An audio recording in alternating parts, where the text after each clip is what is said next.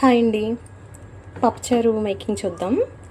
ఒక గ్లాస్ పప్పుకి తగినంత వాటర్ తీసుకుని కుక్కర్లో 3 విజిల్స్ వచ్చేంత వరకు పెట్టుకోవాలి. 2 పచ్చిమిరపకాయలు, 2 టమాటాలు వేసి 2 చుక్కల ఆయిల్ వేసాను. పసుపు కొంచెం వేసి 3 విజిల్స్ వచ్చేసరికి ఇలా మెత్తగా కుక్ అయింది. ఇప్పుడు దీంట్లో కారం, ఉప్పు తీసుకుని దీన్ని మెత్తగా మెదపాలి. So wait.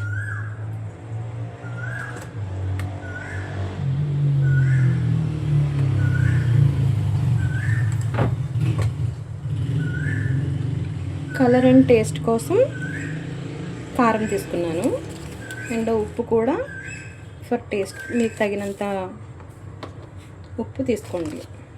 అండ్ 2.5 స్పూన్స్ ఉప్పు తీసాను. అండ్ పచ్చిమిర్చిని అయితే నేను విడిగా తీసేస్తాను, ఇందులో మెదపను. పిల్లలు ఆ లిక్విడ్ని తీసుకునేటప్పుడు బాగా మంటగా ఉంటుందన్నమాట. సో ఈ రెండింటిని నేను విడిగా తీసేసి ఇది మెత్తగా మెదపాలి.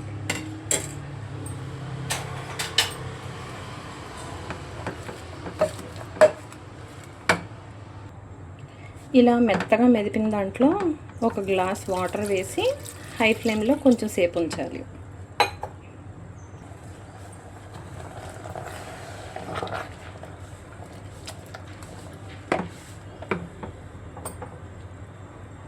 కొంచెం చింతపండు నానబెట్టుకుని ఉంచుకోవాలి.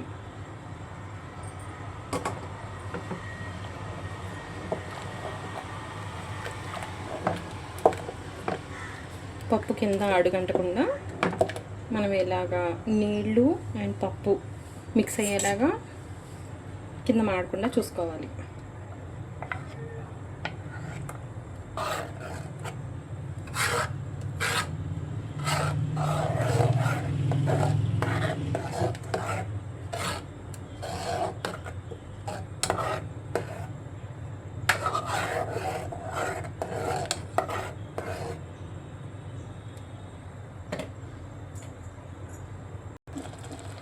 ఇలా కారం, ఉప్పు మెల్ట్ అయ్యి ఈ పప్పులో కలిసేలాగా ఒక పొంగు వచ్చిన తర్వాత ఇంకొక గ్లాస్ వాటర్ యాడ్ చేసుకోవాలి.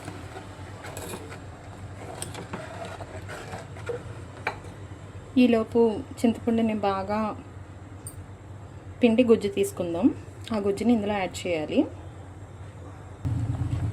ఇలా మరుగుతున్న దాంట్లో 1/2 గ్లాసు చింతపండు గుజ్జుని వేస్తున్నాను. ఈ చింతపండు వాటర్ వేసిన తర్వాత లాస్ట్లో చింతపండుకి ఒక లేయర్ ఉంటుంది, అది కింద వేస్టేజ్ కింద ఉండిపోతుంది, దాన్ని అవాయిడ్ చేయాలి. ఇందులో ఇంకొక 2 గ్లాసెస్ వాటర్ వేసుకోవాలి.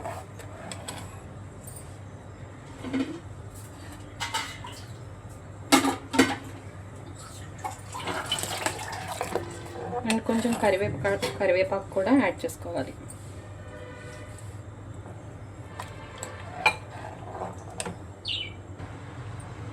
అండ్ ఇందులో కొత్తిమీర కూడా యాడ్ చేసుకోవాలి మరిగేలోపు. సో దీని రసం దిగి కరివేపాకు, కొత్తిమీర మంచి టేస్ట్ వస్తుంది. నేను తక్కువ ఐటమ్స్ వేసి పప్పుచారు టేస్ట్ అనేది పెంచడం కోసం చూసుకుంటాను. మనం దీని థిక్నెస్ చూసుకుని వాటర్ అనేది మీకు నచ్చిన విధంగా వేసుకోవచ్చు. ఎక్కువ వాటర్ వేస్తే పల్చగా ఉంటుంది. తక్కువ వాటర్ వేసుకొని చేసుకుంటే పప్పు నీటి కన్సిస్టెన్సీ సరైన పాళ్ళల్లో ఉండి పప్పుచారు చిక్కదనం బాగుండి టేస్టీగా ఉంటుంది. ఎందుకంటే మనం ఉల్లిపాయ, టమాటా, పచ్చిమిర్చి, కూరగాయలు ఇవేమీ వేయడం లేదు. ఇది ప్లెయిన్ పప్పుచారు. పిల్లలు, పెద్దలు చాలా ఇష్టపడి తింటారు. డైజెషన్ ఫ్రీగా అవుతుంది. అండ్ ఒకసారి పప్పు పొంగు వచ్చిన తర్వాత మాత్రమే చింతపండు యాడ్ చేయాలి. మనం అన్నీ కలిపేసి పెట్టేసుకోవచ్చు, కానీ ఏ టైంలో ఏ ఇంగ్రీడియంట్ వేస్తే హెల్త్కి బెనిఫిట్స్ ఉంటాయో చూసుకోవాలన్నమాట. సో ఇది మరగడానికి కొంచెం టైం పడుతుంది. Just wait. నేను కారం 1.5 స్పూన్ వేసాను for colour purpose also. And వేసిన సాల్ట్ అయితే సరిపోదు, ఇంకొక స్పూన్ యాడ్ చేస్తున్నాను. మీ టేస్ట్కి తగ్గట్టు ఒకసారి చెక్ చేసుకుని సాల్ట్ అనేది యాడ్ చేసుకోండి.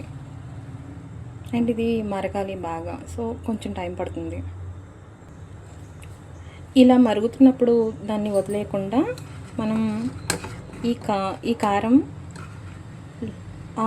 లిక్విడ్లో కలిసేలాగా సిమ్లో పెట్టుకుని కలుపుకుంటూ ఉండాలి, లేదంటే పొంగిపోయి ఇది బయటకు వెళ్ళిపోతుంది. దీంట్లోనే ఉంటుంది టేస్ట్ అంతా. సో ఇలా కలపడం వలన చూసారా కారం కలరు తగ్గింది, అంటే ఇది లోపలికి మెల్ట్ అవుతుంది.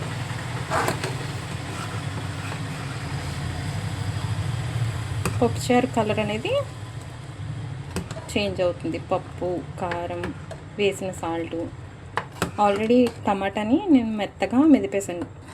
ఫస్ట్ పప్పుతో పాటే వేసిన టమాటా దీంట్లో మెత్తగా మెదిపేసాను అనమాట. టమాటా కూడా ముక్కలుగా కొయ్యకూడదు. టమాటాని పూర్తిగా కట్ చేయకుండా సగానికి ఒక భాగం కట్ చేసి మళ్ళీ పావు భాగం, అంటే టమాటాలాగా ఉండాలి, ఘాట్లు పెట్టుకుని వేసేయాలి. టమాటా వల్ల మళ్ళీ పప్పు ఉడకకుండా ఉంటుంది.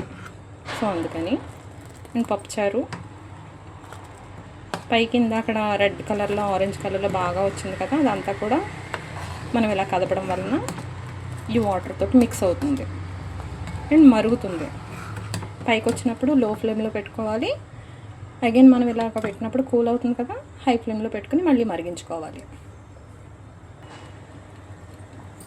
మళ్ళీ రెడ్ కలర్లోగా డివైడ్ చేసేస్తుంది కదా, సో మళ్ళీ హై ఫ్లేమ్లో పెట్టుకోవాలి. ఇందాక లో ఫ్లేమ్లో పెట్టాను కదా, హై ఫ్లేమ్లో పెట్టి మళ్ళీ దీన్ని ఇలా మెల్ట్ చేసేలాగా మనం తిప్పుతూ ఉండాలి.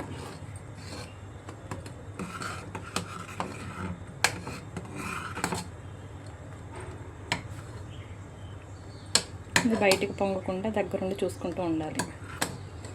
ఇలా మరగడం వలన పప్పుచారు అనేది టేస్ట్ బాగుంటుంది.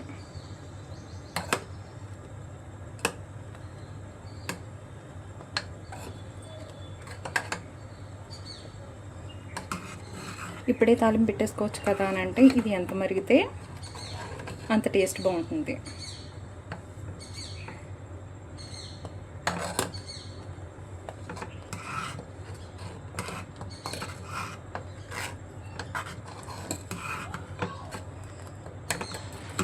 ఇది మరిగింది అనడానికి మనకి మంచి స్మెల్, ఒక అరోమా వస్తుంది. అది గుర్తించగలిగితే అప్పుడు మనం తాలింపు పెట్టుకుంటే సరిపోతుంది.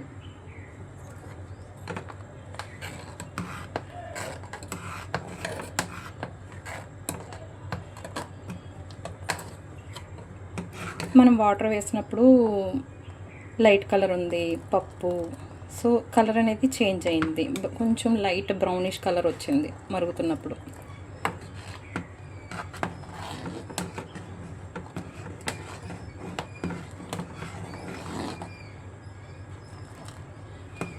సో ఇప్పుడు తాలింపు సరుకులు చూపిస్తాను. కొంచెం మినపప్పు, జీలకర్ర, వెల్లుల్లి అండ్ ఎండుమిర్చి, కరివేపాకు, నచ్చితే కనుక మెంతులు కూడా వేసుకోవచ్చు. సో నెక్స్ట్ తాలింపు పెట్టుకుంటే సరిపోతుంది.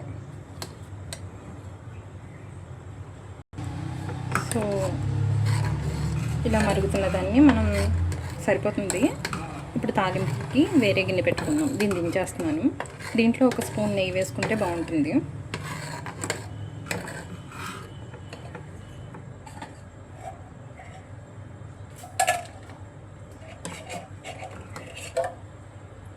ఒక స్పూన్ నెయ్యి ఇందులో యాడ్ చేసుకోవాలి. ఇప్పుడు దీన్ని దించేసి తాలింపుకి వేరే గిన్నె పెట్టుకున్నాను. అండ్ మరిగించడం, ఇంగ్రీడియంట్స్ అంటే కరెక్ట్ టైంకి వేసుకోవడం ఒక ప్రాసెస్ అయితే, తాలింపు వలన ఆ పప్పుచారు రుచి అనేది ఇంకా పెరుగుతుంది. సో తాలింపుని కూడా చాలా జాగ్రత్తగా పెట్టుకోగలిగితే ఆ తాలింపు స్మెల్ వల్ల పప్పుచారు టేస్ట్ అనేది ఇంకా పెరుగుతుంది.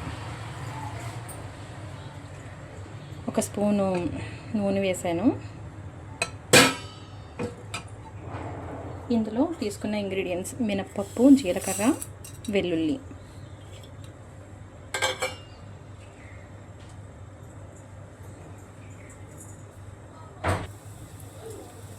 మ్యాక్సిమం నేను అన్నీ కూడా స్టీల్వి మాత్రమే వాడుతున్నాను. కారణం సిల్వర్వి వాడడం వలన health issues and liver damage అవ్వడం వంటివి జరుగుతున్నాయి. కాబట్టి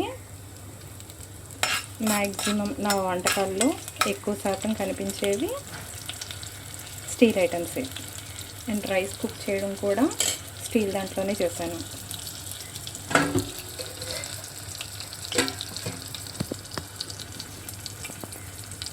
ఈ తాలింపు మనం మినప్పప్పు బ్రౌన్ కలర్లో వచ్చేంత వరకు వేయించుకోవాలి. మినప్పప్పు వేసుకోకపోయినా పర్వాలేదు, కానీ మినప్పప్పు ఆ స్మెల్ అరోమా అనేది పప్పుచారు స్మెల్ బాగుంటుంది, తాలింపు స్మెల్. దానికోసం ఇది వెయ్యాలని కాదు, వేసుకుంటే టేస్ట్ బాగుంటుంది. ఇలా మినప్పప్పు బ్రౌన్ కలర్ వచ్చిన తర్వాత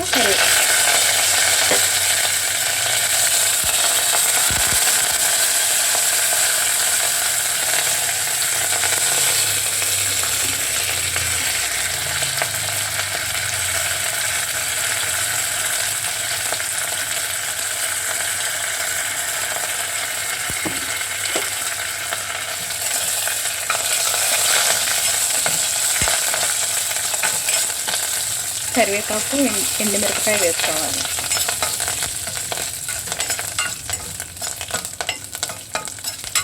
ఫస్ట్ హై ఫ్లేమ్లో పెట్టాను, ఇప్పుడు లో ఫ్లేమ్లో దీన్ని ఇలా వేయించుకుంటే బాగుంటుంది. ఇప్పుడు హై ఫ్లేమ్లో పెట్టి పప్పుచారు ఇందులో వేసేసుకుందాం.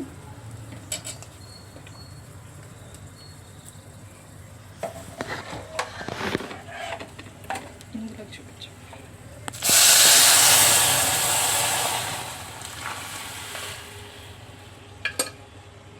ఇప్పుడు దీన్ని మూత పెట్టుకుని కాసేపు ఉంచితే తాలింపు లోపల ఫోమ్ టేస్ట్గా బాగుంటుంది.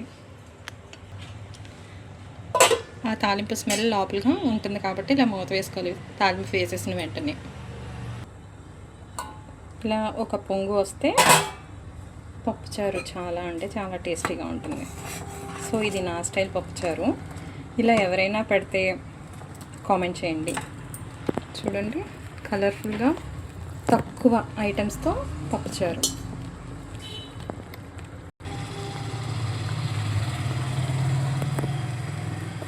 ఇందులో నేను ఏ కూరగాయలు వేయలేదు, ఒక టమాటా పచ్చిమిర్చి తప్ప ఏ కూరగాయలు వేయలేదు. సాంబార్ లెవెల్ స్ట్రక్చర్ వచ్చింది అండ్ టేస్ట్ కూడా అంతకు మించి బాగుంటుంది. ఒకసారి ట్రై చేయండి. ట్రై చేసిన వాళ్ళు ఒకసారి కామెంట్ చేయండి. Thank you for watching. నా వంటలు నచ్చితే కనుక సబ్స్క్రైబ్ తప్పకుండా చేసుకోండి.